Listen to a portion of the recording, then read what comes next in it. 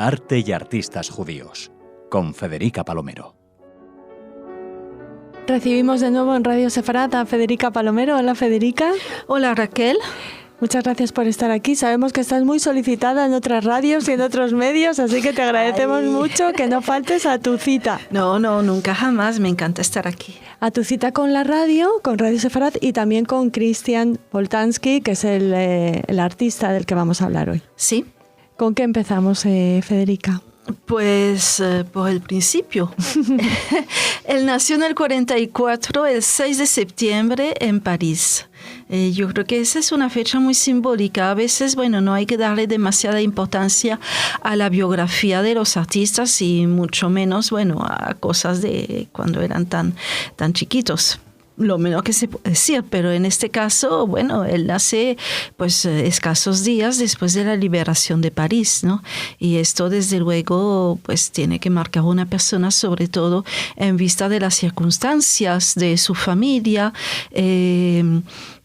Hace ya 2 años su sobrino, Christoph Boltanski, escribió un libro que se llama El Escondite y que es la historia de la familia, donde cuenta precisamente cómo el padre de Boltanski se pasó toda la guerra escondido dentro de su propia casa. Un libro excelente que le recomendamos, donde el personaje de la madre y cómo es ese núcleo familiar. Sí, era gente muy bohemia, muy fuera de toda norma. El mismo Boltanski, por ejemplo, no fue a la escuela. Él le enseñó a leer y todo su madre, y él era totalmente alérgico a cualquier tipo de enseñanza, digamos, formal, institucional, porque, era una familia realmente muy sui generis, ¿no? Pero es impresionante pensar en eso, como sus padres, cuando ya empieza la persecución de los judíos en Francia, junio del 42, fingen una pelea matrimonial y entonces grita muchísimo y él se va y tira la puerta, etcétera, para que todos los vecinos piensen precisamente que se ha ido de casa. Y luego entonces en la noche se regresa y ahí va a vivir durante más de 2 años en un escondite, en una especie de cueva secreta dentro de que la casa. Había en el apartamento. O sea, un apartamento donde eso, ¿no? Dormían todos juntos, sí. Leían los mismos libros, hacían las mismas cosas, si salían de casa eran un poco protegidos por la propia familia, ¿no? Una historia muy curiosa. Pero un libro muy bello al mismo tiempo, un homenaje a esa familia tan sui generis y tan poco conformista en la cual él se crió, ¿no? Entonces, desde luego, eso es muy significativo, sobre todo por el hecho de que siempre Boltanski dijo la verdad, es decir, que él realmente judío no era. Su madre no lo era y su padre se había convertido antes. Igual se tuvo que esconder porque ya sabemos que eso no servía para nada en la época de los nazis, ¿no? Entonces que no recibió realmente esa educación, ¿no? Judía ni nada, pero que él se sentía como un niño del Holocausto. O sea que todo eso lo marcó muchísimo y lo marcó de por vida, tanto que realmente su obra se ve permeada por este tema, por esta tragedia, ¿no? Y al mismo tiempo, más allá del hecho histórico y de cierta coincidencia, digamos, histórica, resulta que él es un hombre muy culto y un gran lector, y él está muy imbuido de la filosofía judía moderna y contemporánea, y eso también se hace muy presente en su trabajo. Es difícil, por ejemplo, entender realmente en profundidad a Boltanski sin las referencias de Walter Benjamin, de Jacques Derrida, de Pierre Nora, que son los 3 importantes filósofos judíos, pero también de otros filósofos como Roland Barthes, que tiene también una gran importancia.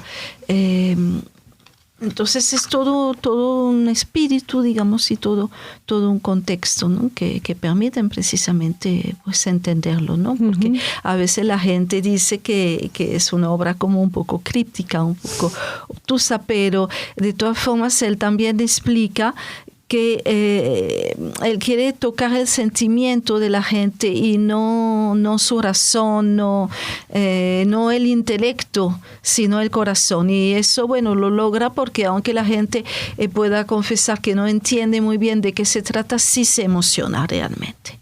¿Se emociona con obras que se caracterizan por qué, Federica? Pues por ser muy humildes y por ser muy discretas, pero al mismo tiempo tocar pues esas fibras, ¿no? Hay sí una filosofía de lo poquito, digamos, ¿no? Muy a lo Batami, por ejemplo, ¿no? En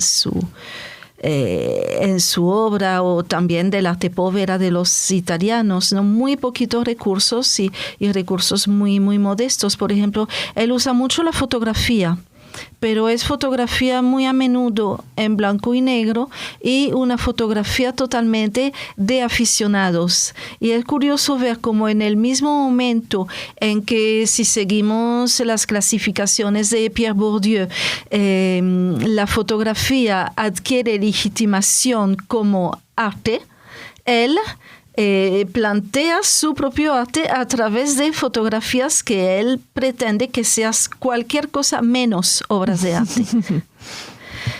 Fotografías del álbum familiar, fotografías tomadas en el viaje, por ejemplo cuando fue a Venecia, pero siempre sin ninguna pretensión. Incluso los fotomatón que él se estuvo tomando durante varios años a modo de una serie de autorretrato. Qué cosa más anónima y además de mala calidad que un fotomatón, obviamente, ¿no?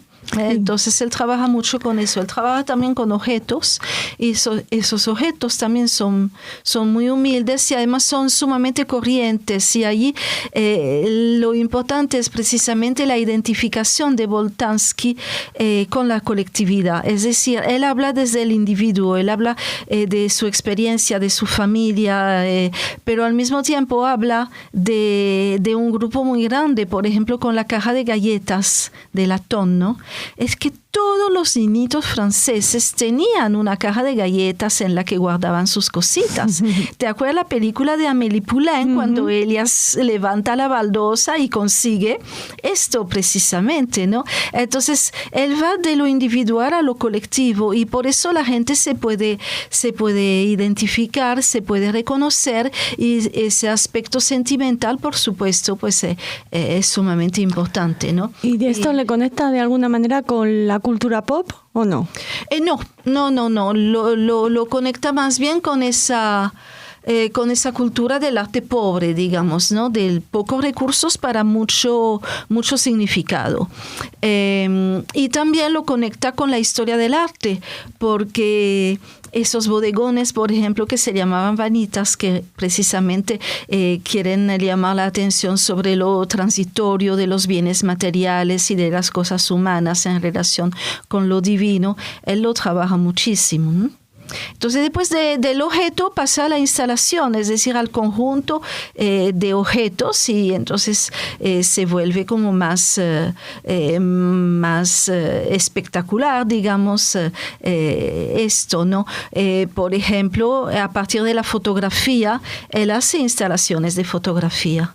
Hay una muy conocida que es Los Niños de Dijon, que es del año 74, donde él trabaja con los niños de un colegio, porque en Francia hay una ley que cuando se construye un colegio, el 1% del presupuesto tiene que ir a una obra de arte. Y entonces el colegio de Dijon lo contrata a él para hacer esa obra, que es que en vez de hacer una fotografía colectiva como las que todos tenemos, cada niño tenía que traer un fotomatón suyo. Qué buena idea. Y se hace como una especie de puzzle, si tú quieres, con todos los niños del salón, ¿no? Y bueno, eso es, ¿no? Entonces puede parecer muy tonto, pero la verdad que no lo es, porque es precisamente trabajar, bueno, esto, ¿no? Lo que todos tenemos en casa, la fotografía de niño, la fotografía del salón, y bueno, hacer pues de esa experiencia personal una cosa de identidad también, ¿no? Y al mismo tiempo, luego esa obra cobra todavía más significado cuando en el 91 él hace un ready-made, ahí sí que agarra un portafolio de 23 fotografías de los alumnos del Liceo Chasses de de Viena, fotos tomadas en 1933 wow. de los salones del colegio. Uh-huh. Entonces, luego 20 años después del trabajo con los niños de Dijon, él va a Dijon y busca a los niños y resulta que todos viven. Entonces, si vemos los de Viena del 33, nos preguntamos qué fue de ellos, obviamente, y pues seguramente su suerte no fue la misma, ¿no? Entonces, claro, no hay nada obvio, nada evidente. Hay un hilo conductor que también uno tiene que ir fabricando, digamos, ¿no? Pero que le da, pues, mucho significado, por supuesto, ¿no? Lo mismo las fotos que de los niños desaparecidos, de los niños cuyas familias desaparecen durante la guerra, que se encuentran solos, y entonces la Cruz Roja toma fotos de esos niños, hace una pequeña leyenda con una historia muy corta del niño, a veces ni siquiera su nombre porque son muy chiquitos, no saben cómo se llaman, y distribuye esas fotos en la estación de trenes de Colonia, exactamente como se hacía, pues al terminar la Segunda Guerra Mundial, la Cruz Roja hacía eso, ¿no? Sí, distribuía las fotos listados, para ¿no? ver si alguien reconocía a un niño, ¿no? Entonces lo hace luego, desde luego, para que la gente también no olvide, digamos, ¿no? Y todo ese asunto de la memoria está siempre muy, muy presente en la obra de Boltanski. Podríamos decir, bueno, Boltanski el memorioso realmente, porque es un eje, pues, de su trabajo, ¿no? Y luego, bueno, hace instalaciones gigantescas como la que hizo en el Gran Palais, por ejemplo, de la pala mecánica que agarra un montón de ropa y la agarra y la bota, etcétera, ¿no? Y entonces hay unos rectángulos que parecen estelas funerarias, pero esas estelas están conformadas también por ropa, ¿no? Que recuerda mucho, bueno, ese sitio que había en los campos de exterminio, donde precisamente se iba acumulando toda la ropa que le quitaba a la gente, ¿no? O sea, que siempre hay esas connotaciones, digamos, que no son muy evidentes, pero que finalmente sí están ahí, ¿no? Sí, lo que decías al principio, que él no deja de ser o deja de sentirse un niño de la Shoah, sí, ¿no? Un niño del Holocausto. Sí. ¿Qué más contamos acerca de Boltanski? Bueno, que él es un artista en Francia casi oficial, podríamos decir, ¿no? Y esto es muy significativo precisamente porque él ha logrado, digamos, comunicarse, connotarse con la gente de tal manera que en efecto, pues, él representa esa mentalidad, esa historia, la gran historia con mayúscula, las pequeñas historias, esa mezcla entre las dos cosas que siempre subrayaba Walter Benjamin, está sumamente presente, ¿no? Entonces esto hace que ha tenido, pues, y sigue teniendo un gran reconocimiento y que, bueno, sí, como lo fue Chagall en algún momento. ¿Tú te acuerdas que hablamos de eso? Que Chagall fue en la época de Malraux realmente el artista oficial en Francia. Pues es un poco lo mismo lo que está pasando con Boltanski, ¿no? Y bueno, yo creo que también todo lo que tiene que ver con el olvido, asociado por supuesto a la memoria, es muy importante. En el Museo Judío de París, por ejemplo, hay una obra que casi puede pasar desapercibida, que está en el patio del museo, y resulta que es una pared que colinda con otro edificio. El Museo Judío de París, había sido un palacio muy importante y después se había transformado en una especie de casa de vecindad. Como estaba en Le Marais, está todavía en el barrio judío. Por supuesto. Ahí vivían muchísimas familias judías de gente humilde que trabajaba, eran sastres o peleteros, cosas así, ¿no? Y bueno, pues los de ese edificio, del edificio de al lado, etcétera, hubo redadas y pues muchísima de esa gente desapareció, ¿no? Entonces en la pared él pone unas plaquitas con los nombres de las personas que vivían en cada uno de los pisos. Hizo una obra muy parecida también en Berlín, ¿no?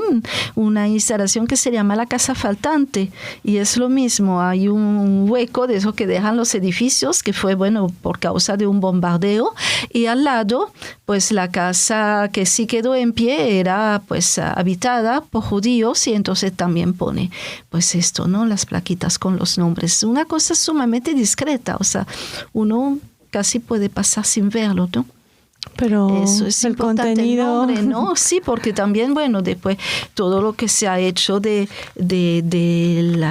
los monumentos, ¿no? Las paredes con los nombres de los desaparecidos, de los justos, etcétera.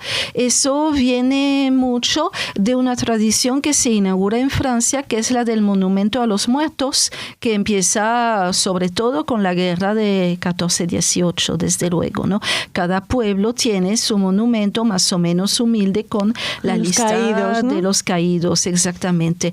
Esto lo explica, lo teoriza muy bien Pierre Nora, precisamente, ¿no? En su libro Lugares de Memoria, donde él explica la importancia pues de ese tipo de monumentos y de los nombres que están allí, ¿no? Entonces, si a eso tú añades la importancia del nombre en el judaísmo, entonces pues Boltanski se vale muchísimo de eso, ¿no? Para el centenario de la Bienal de Venecia, por ejemplo, hizo una obra realmente muy impresionante porque era la fachada del pabellón oficial, o sea, del pabellón de la Bienal, ¿no? Entonces, desde lejos, tú lo que veías eran unas líneas rojas sobre la fachada blanca. Parecía una cosa minimalista de esas, muy conceptual, etcétera, ¿no?